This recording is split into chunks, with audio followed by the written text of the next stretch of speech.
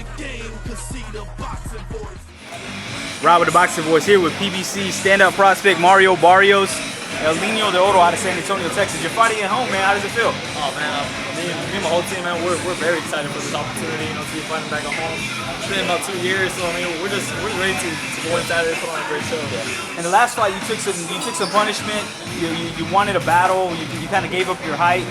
Was that because you were close to home? And do you think because of that fight, being close to home, that kind of prepared you so you can kind of be a little more fight taller, stick to your jab, your game plan here in San Antonio? Yeah, the last fight was kind of everything.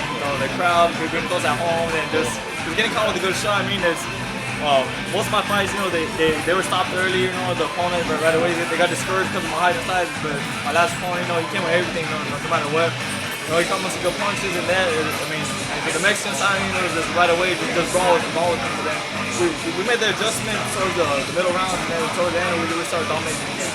What's going through your head, man? Is there any pressure? Because we're in the hotbed of San Antonio, Texas. We haven't had a world champion in a long time. There's the venue, the fans, they show up, and PBC is pushing you pretty hard. Yeah. Publicizing you, you're on TV, you're getting interviewed on national television as well. What's going through your head? Is there any pressure, or is that motivation for opportunity? There's no pressure. Like I said, it motivates me, knowing I have at my city, to represent, at every fight. All my last 4 fights, they were out of state, which I think the out of state fights put more pressure. I'm in someone's own, like somewhere else, that I'm fighting, and then I'm representing my city. Yeah. Then like fighting here, knowing I have my city behind me again, it's a great feeling. The rumor is, man, they got a lot of dates here locked in Texas because of PBC's partnership with Leo Fatah. Is there any talks with y'all, if any, or any rumors as far as like, hey, you're going to be in the area, you're going to be built up as a regional draw where promoters are trying to come back to, because that's where they need to go back to the old school ways of building attraction. Right now we're just my advisor, my manager. They just told us to hold on. The 2016 is going to be a real big year for us, so we're just getting ready. We know 2016 is going to be real big for me, so we're just in the gym training for it.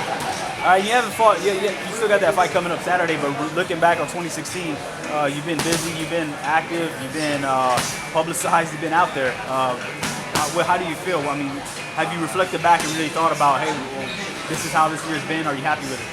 Oh yeah, me and my dad, my whole team, we reflected on it. 2016, it was the best year so far for my career. I had 7 fights, which means I fought every month and a half or so. So like PBC and my managers, Luis Jr. and Los Santos, they came in real busy.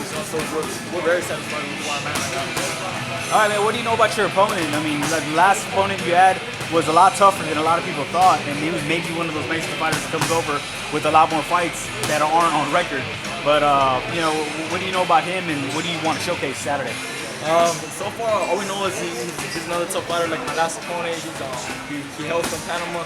So I mean, we're expecting anything, come Saturday night. So that's why we're in the gym. We're training hard. That way, on Saturday night, I go in 110%. Yeah. You're 6'1" and you fight at a lower weight. We talked about this on Periscope. You had to go through Thanksgiving, man. Did you have any like turkey and stuffing?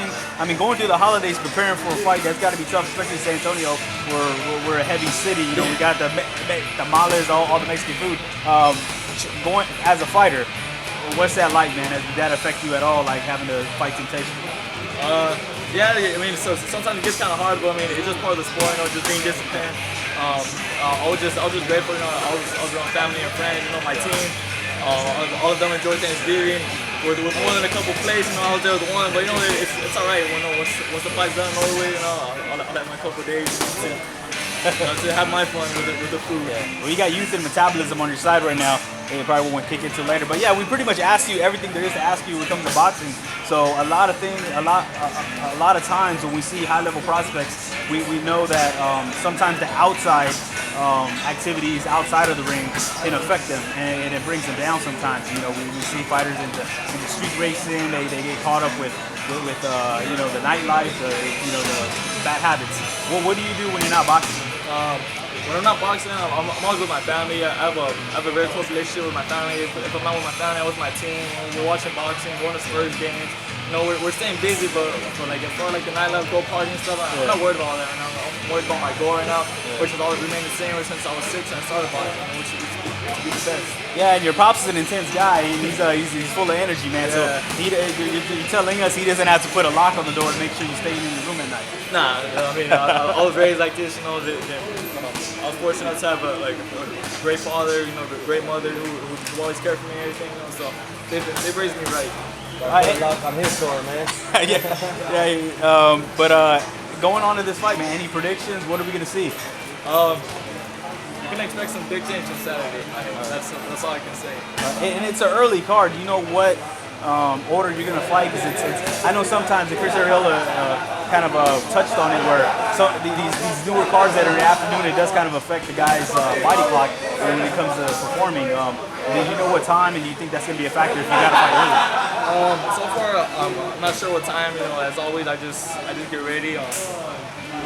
We train at all hours of the day. Sometimes we're going at noon, sometimes we're going at 3, sometimes we're there 8 in the morning. So that way, in case a fight does happen like that, my body will be prepared for it.